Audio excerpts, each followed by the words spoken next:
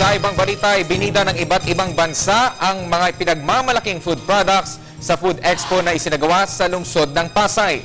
Umaabot sa 600 exhibitors ang nakilahok sa ika-9 na International Food Exhibition Philippines. Narito ang ulat ni Aya Macalma.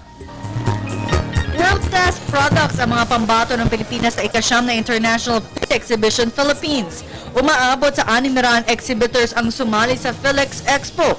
May international exhibitor rin ang sumali ngayong taon, gaya ng Amerika, India, China, Japan, Korea, Sabah, Vietnam, Thailand, Turkey at Taiwan. Karamihan sa mga sumali ay ang mga maliliit na agribusiness na bawat lalawigan ay pinakita ang kanilang produkto.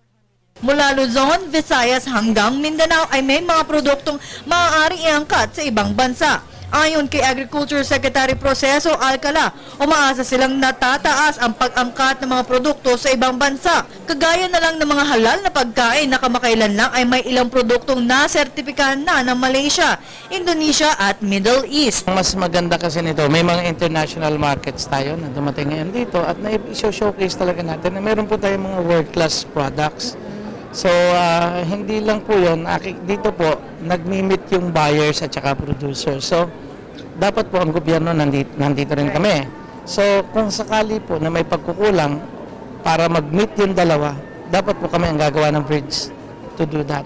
Nilinaw naman ni DTI Secretary Gregory Domingo na walang epekto sa ating ekonomiya ang biglaang pag-pull out ng Taiwan sa Food Expo dahil karamihan ay mula sa manufacturing industry at kanyang iginiit na mayroong magandang relasyon ang dalawang bansa. We have good economic relations with Taiwan and we will continue to treat them as good economic partners. Despite the incidents, Mga temporary lang naman daw siguro. will not affect. Yung in terms of our economic relationship, hindi naman siguro. So sir, Hindi naman prolonged to. para sa telebisyon ng bayan, Aya Macalma.